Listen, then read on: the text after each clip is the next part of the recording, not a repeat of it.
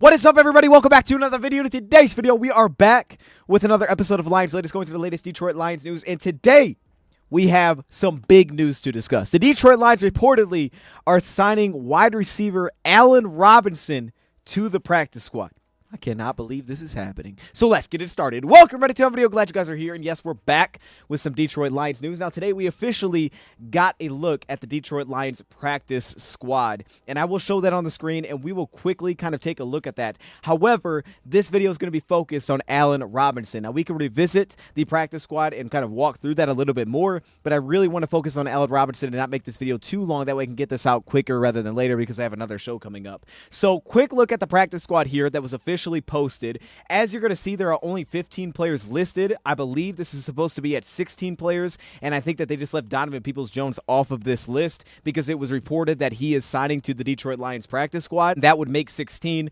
One of the things that stands out about the receiver position to me is a guy like Maurice Alexander, who apparently was not brought back to the practice squad based on this list, is that every receiver that the Lions brought in were proven receivers, in a sense, right? Tom Kennedy, we know exactly what Tom Kennedy is if he's on the field. Donovan Peoples-Jones, we have a really good sense of what Donovan Peoples-Jones is when he is on the field, which, by the way, was excellent to get him back on the practice squad. I'm pretty surprised that happened. Really glad that it did, though, because it made sense to cut him, but to get him back on the practice squad is really nice to just kind of still have that piece around. But then, the two veteran receivers that they go on add yesterday, it's Tim Patrick, who has already proven himself for back-to-back seasons, and he had the back-to-back injuries, and he performed well in this year's preseason at almost 31 years old, and also Allen Robinson, who has proved himself over his career. And then again, we got to see him in this year's preseason with the New York Giants, and statistically, he wasn't crazy productive, but he's already shown what he's capable of. He's on the older side, but you know what you're going to get with Allen Robinson when you put him on the field. And I think that's the thing that stuck out, is with the Lions only coming in with 4 receivers,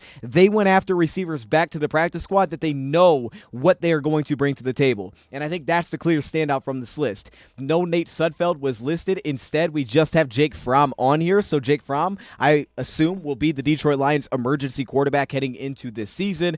Also, getting back guys like Jermar Jefferson, Mitchell Agude, Isaac Ukwu. Really nice to see those additions come back. Chris Smith. The Detroit Lions got Pat O'Connor back. A lot of their standouts in terms of the guys that were kind of on the bubble, but kind of on the outside looking in, but absolutely stood out and felt like, in a way, they kind of earned to have an opportunity to be back with the Lions. And all of those guys got brought back on the roster. Then the Lions were able to bring back both of their tight ends, and it surprised me when they cut both, but both James Mitchell and Shane Zylstra returned to the Lions practice squad, and the Shane Zylstra one personally surprised me. I didn't expect to get him back, and we got him back. Also, Kyle Pecco, which was the one that I was waiting for, because after coming in with John Kaminsky and then having Kyle Pecco cut, I was like, what are we doing? Why is Kyle Pecco not here? He should be the Lions' depth at nose tackle. He was basically the starter without DJ Reader, didn't play in the preseason, and then they cut him, but here he is back on the practice squad, and I expect to, if he doesn't get to the 53, be elevated for week 1, especially if there's no DJ Reader, and he'll be on the field for us. Lions also got back CJ Moore, who's reliable, and he played well once he stepped back in for the Lions toward the end of the preseason,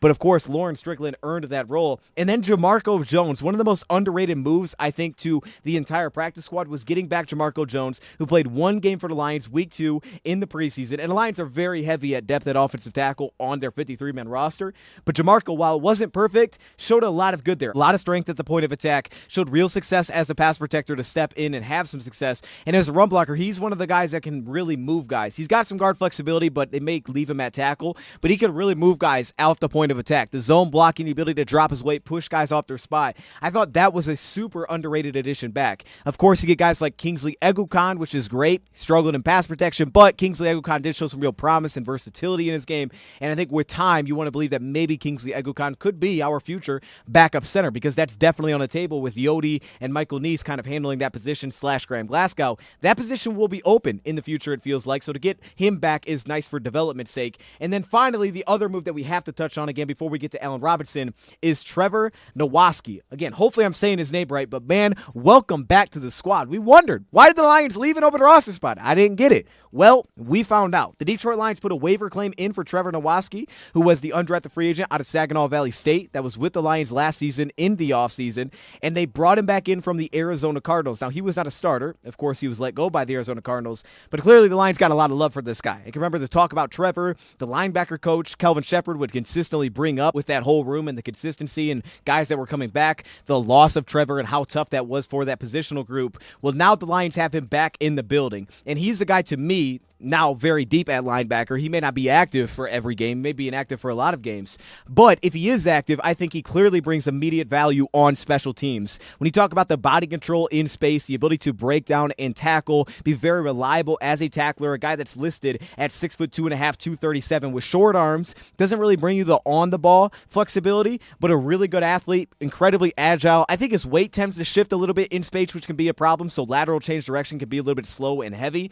but he does have the footwork to break down in space. He's very controlled as a tackler, and athletically he moves pretty well. Like in man coverage, for example, he can definitely get out and pursue the football. He's very efficient in terms of his pursuit angles. I think his take on can be a little bit inconsistent in between the tackles as a run defender. A smart player. He gives me some Alex Anzalone vibes, especially in zone coverage when he recognizes like one receiver on my side, the bunch is over there, here comes the running back out the backfield, we're in quarters, let me drop down and take away the running back, let me just go plaster that route. The little things like that, but just the awareness and recognition pre-snap that he shows as a young player stands out to me. He's very good at keeping his weight forward on his toes, taking away underneath, outbreaking routes, diving, closing airspace. I think Ben Neiman had some of that ability as well. Again, he's probably not the best piece to just put in man coverage because of the weight shifts that are there, and I don't think he always plays extremely low in change of direction, but again, agility, good tackler in space. He definitely has a lot of strength at the point of attack, which can lead to some success. And he's got some flexibility to play will linebacker. Carries acceleration. He's a good athlete,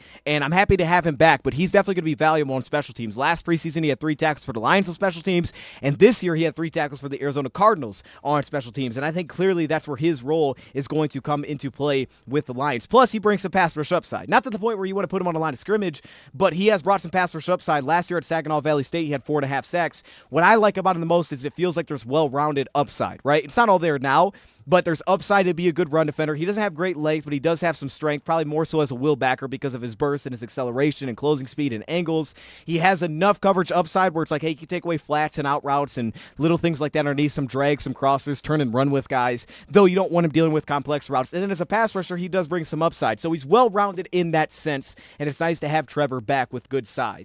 Not only does the tandem now of a guy like Malcolm Rodriguez and also Trevor being on practice squad sound really intriguing, but it also feels necessary after losing a guy like, for example, Ty Summers, who that one really hurt to see that, who performed really well. I think that this is a player that can fit into a very similar role as your will linebacker to be able to scrape, find the football, play with really good pursuit angles. He feels like a great kind of piece to fill back into that role that unfortunately you lost. And also losing Scott Daly. Good thing the Lions didn't take my advice and cut both long snappers because they may not have one right now if they would have done that. Continuing on, though, let's move to Allen Robinson. If you guys know me, you know. If you've been around for a while, you know that I was fired up when I saw this news, man. I've been wanting Allen Robinson since I was yay high, man. The ball, I mean, how can you play receiver for him? All the other stuff is great, but then you got to finish the play. He's a really, really good receiver. I wouldn't say he's the most reliable hands in the National Football League, but statistically speaking, he's got some of the most reliable hands in the National Football League. He can play at pretty much any position that you want him to play. Back when we were talking about when this guy was first a free agent,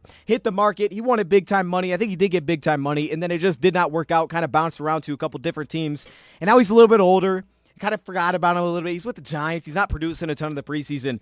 And the Lions just say, you know what? Let's go get that guy. Let's go bring him in. It's about darn time, Lions. And I am so fired up for this man. I always have had a nice little special place in my heart for wanting to bring in Allen Robinson to this team, man. He just feels like an ideal fit. He always felt like it with me with Jared Goff. The route running, the big slot ability, the footwork, the really soft hands as a pass catcher. That guy just felt like a Lion.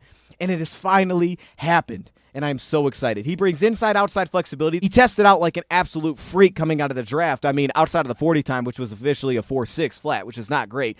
It's vertical long speed is not his big strength, but he still finds a way to stack guys consistently because of his footwork and the efficiency and the way that he gets off the line of scrimmage, quickly gets into that acceleration and quickly creates stack opportunities and gets over top. But it's about the inside-outside flexibility. It's about the really soft hands. It's about the feel to find spots in zone coverage, and it's about the release package to open up so much diversity diversity in his route tree, the discipline that he runs with as a route runner, the looseness in his hips to kind of flip himself open. The bottom of your screen working a speed out route. Look at the eye discipline to push vertical here as he's rolling through this speed out route to keep the cornerback back and not allow him to plant and drive on this. And then, of course, the footwork and the soft hands to finish off this play along the sideline. The agility and quickness in his footwork in a short area. He's a pretty big body that can sit down into the slot and work just like a slot receiver would at a really high level with that kind of footwork. It is a beautiful, I think this is I don't think you get a better fit than this. Really don't. Like, he's not like your big body dig route over and over. In my opinion, he can do that. He's got so much diversity in his route tree because of his skill set, but he is truly an ideal fit for the Lions. He was meant to be a Detroit Lion. At 6'2.5", 220 pounds, with really nice route lean, a lot of bend in his game. He is excellent in terms of his discipline and vertical push, whether that's making sure the vertical push is there on those routes, using his hands at the top of the route to separate, making sure that, hey, he can catch this guy off balance, using his hands to separate, having diversity where if he's running a dig route, he can change up his approach versus running a slant route or running an out route or running an out-up route or a post route. He can change up the diversity in how he sets up the route, how he goes about the route, and how he separates on the route. And that shows up off the line of scrimmage too. The amount of times this guy got cleanly off the line against press coverage was the biggest standout to me in preseason. Yeah, he didn't have a lot of production. Some of that was, he's with the Giants. And you saw it against the Lions first off. Week 1, Enos Rakestraw, who I'm a huge fan of. You guys know that. I think he needs some work in press. But a lot of that is also Allen Robinson was like, hey, I'm a vet. I'm going to give you some trouble here. And that's exactly what he did. The single step with a little hesitation, pause kind of attached to it without any kind of false steps off the line of scrimmage. Here would be an example of that veteran craftiness. He's going to show a single step look. So you're thinking this is going to be a plant and break back inside, but instead he's going to skip right back onto that right inside foot here, and then he's going to break it back outside. Ready hands to get himself clean, and now he has that outside leverage. Now the cornerback has to work behind him, and then on a play like this, you can have situations where guys have to grab in trail. Where he can immediately get upfield, instantly create stack, instantly create a vertical push that's effective, and get a defender into a trail position that can show up on so many different route types. Now, I think he lacks in certain areas. Like, I don't think he has great route strength necessarily. Again, I love how he uses his hands. You'll see it on curls. You see it on digs, where he kind of pushes off a little bit, where he can kind of get himself onto the hip of a receiver, or if they're trying to flip and turn it to their blind spot. He has just seen it all. The way that he kind of leverages this route to outwork, how the cornerback is playing him, whether that's off the line of scrimmage with his release package to out leverage a guy, or whether that's downfield, hey, off man coverage, I'm going to leverage this thing open, and then he has the bend to work through the route. And then again, the reliability as a pass catcher once the ball is thrown his direction. I don't think he plays with incredibly strong hands necessarily at the catch point for contested usage from, again, kind of the little bit that I went through. We'll have to dive a little bit deeper in here. Run after catch, it's not an instant transition where it's like this is going to be a problem after the ball gets in his hands. You're not going to get that. Feels more like a possession guy, though he's had experience with the ball in his hands, and he's definitely done that. They got him on an end around in the preseason. Lateral burst seems to be a little bit lacking, and again, his route throwing to me is a knock because he can get kind of thrown off his route early in plays. Uses his hands really well. They're consistently active, but he doesn't play with like consistent route strength to just deal with, to me, contested coverage right off the line of scrimmage that can just latch with him early. He really needs to win off the line. He doesn't carry some of that shake or shiftiness to just make guys miss once they get in his hip through right off the line of scrimmage. But it's so diverse in what he can open up on your team. You can see a little bit of a noticeable rise into the top of his routes to sink, and at the same time, he doesn't have some of that vertical just acceleration to push a cornerback, so he has to rely on that discipline to push it upfield to try to open up a cornerback's hips, like you see here. That being said, though, the same thing that I liked about him in 2022 is what I like about it now. He may not be the big run-after-catch guy that consistently maybe always separates level 1. That can be Isaiah Williams, and he may not be the big body target that's going to just wall you off down the field. That may be Tim Patrick, but what he does do is bring a lot of polish and a lot of versatility and a lot of alignment flexibility, which is exactly what this team could use in a wide receiver 5 body to really shake up what we have in that room in good body size at 6'2.5". That's what he brings to the table. And to me, man, this was just meant to be. The footwork, the efficiency, this is the perfect spot for Allen Robinson. And my goodness, this feels like a dream come true. I know he's older. All right, he's not Allen Robinson that was looking for that big deal. Catch. Absolutely can catch. He doesn't drop a lot of passes on. I really didn't see him drop passes on his own. Just sometimes he didn't come through with some of those very contested sketches, but then at the same time, sometimes he did. And they were incredible. In the red zone, he's a weapon. If it's one-on-one, they like to throw fades to him. He'll make a lot of big grabs there. 7 touchdowns, 6 touchdowns the last 2 years. in 2019 and 2020. I wouldn't say he's a dominant red zone player, but he's definitely more than what we had this past year. Kind of just throw it near him, and you're going to have a chance, especially if it's one-on-one. And if they do leave you one-on-one, he's going to have a good chance of coming up with it. You just have to put the ball in a place where he has a chance to get it. The chance they were giving were just terrible. So I know the pass rating don't seem great when you throw it this direction.